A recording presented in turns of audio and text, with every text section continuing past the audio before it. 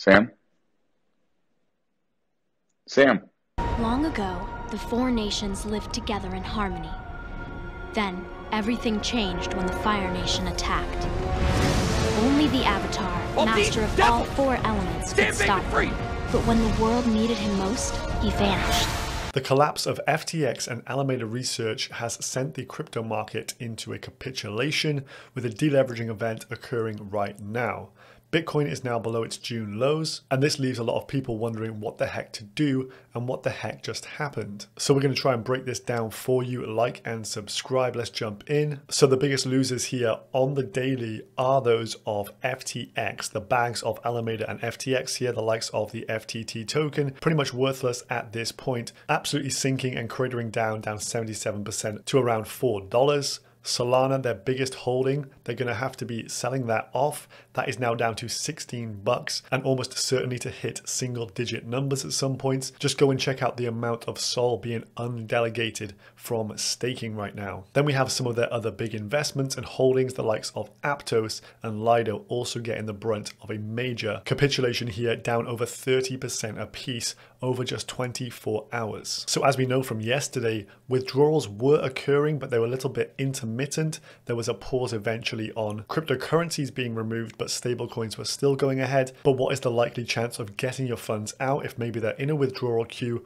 Well, this from a leaked letter from Sam directly to his team members here may shed a little bit of light. It reads, "I'm sorry I've been hard to contact the last few days. I wish I could have been more communicative during this process, but unfortunately I wasn't able to be. Things were coming down dynamically." He then goes on that CZ of Binance has penned a non-binding agreement to purchase FTX. That is FTX.com, and I believe their assets, not FTX.US. But what does this exactly mean, says Sam? That's a good question, and unfortunately I don't have a perfect answer for you because the details are still being hashed out, so not too much confidence there. We'll keep you updated as we learn more over the next days and weeks. So a bit of a timeline there, and he stresses that the top priority is to protect customers and the industry. Quote, "We're optimistic that we'll accomplish all of those, which means we'll soon be focusing on our second priority, which will be shareholders," the intended recipient of this leaked letter. As per CZ's tweets here, they signed a non-binding LOI, that is a letter of intent to acquire FTX.com. I've highlighted a non-binding because they can pull out. They're going to complete a full due diligence, and if things are really, really bad, then maybe this will not happen. He then confirmed that they can pull out of the deal, and he expects FTT to trade like a meme over the coming days. So hopefully with this, all customer funds can be recovered and retail can get their hands back on their rightful coins, even though they're likely to be down at least double digits by the time they get them back. Now, in a rather interesting thread here from Lucas Nuzzi, he is from Coinmetrics, an on-chain analytics firm. He said, "I found evidence that FTX might have provided a massive bailout for Alameda in Q2, which now came back to haunt them."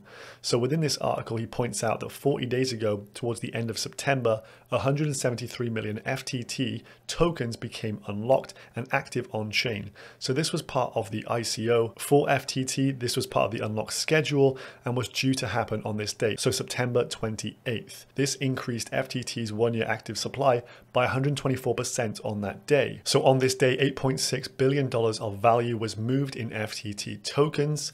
As he says, this was one of the biggest ERC20 transactions they've ever recorded over on Coinmetrics, and it really caught their attention. So this is why they dug a little bit deeper to see what happened with those funds. So when investigating the transaction, he found that this 2019 contract had automatically released the 173 million FTT tokens direct to the wallet of none other than Alameda Research. So pretty obviously Alameda were always going to participate in the FTX ICO. That is no shock here, and they were the biggest recipient of these funds. But it's at this point when you look at the top 100 holders of the FTT token, it becomes apparent that Alameda hold the vast majority of all of the circulating supply. But what happened next here was super interesting. So he goes on. Alameda then sent the entire balance, those 173 million FTT, back to the deployer's address, i.e. the wallets controlled by someone over at FTX. In other words, Alameda auto-invested $4.19 billion worth of FTT just to send it immediately back to FTX.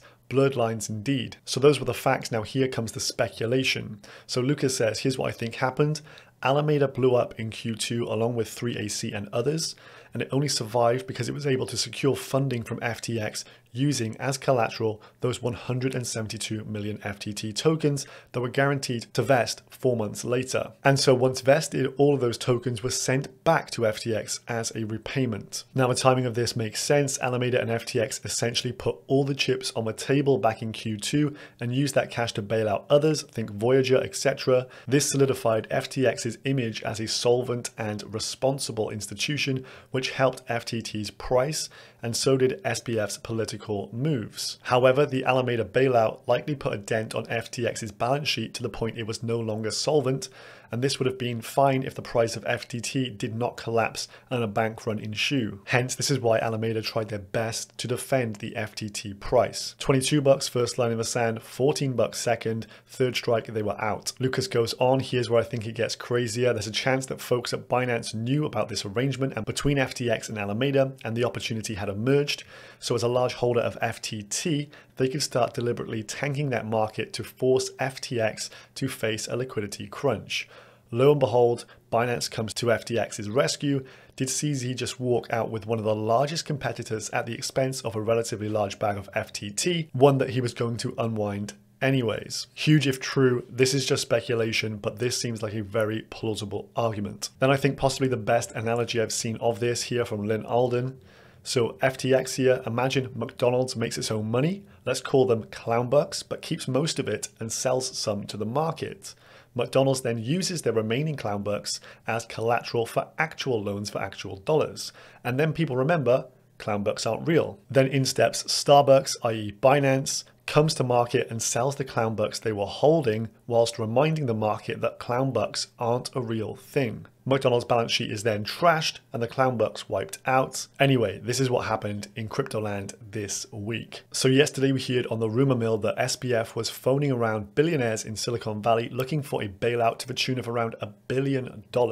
This covered by Tier 10K here over on Twitter. But apparently as the day wore on, things got a lot worse here. And two people briefed on SBF's endeavors here said that by midday on Tuesday, the hole appeared a lot deeper and he was asking for between $5 to $6 billion.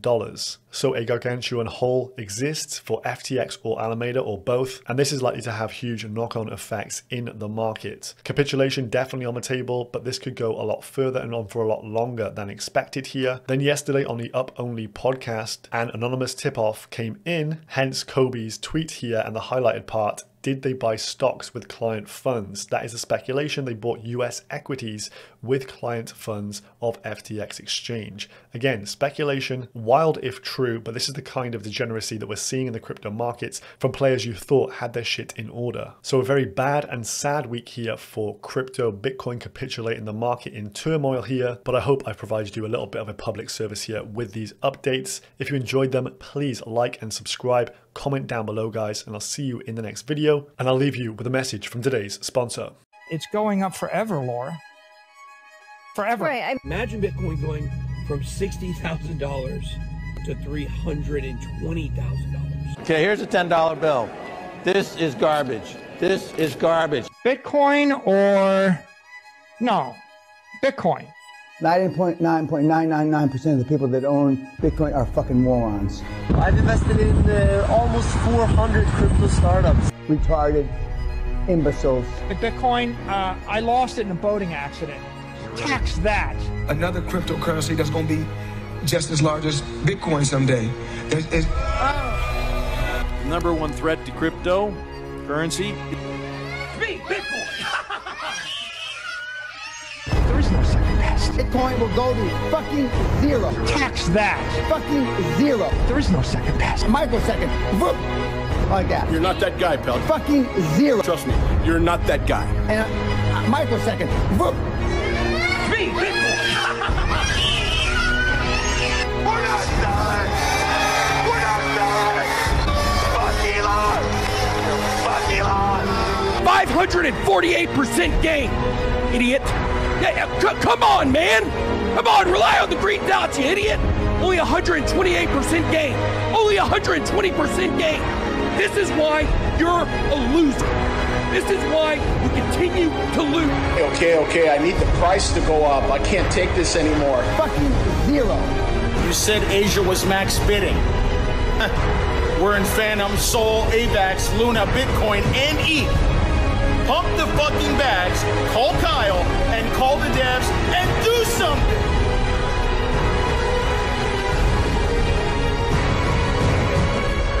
America, Donald.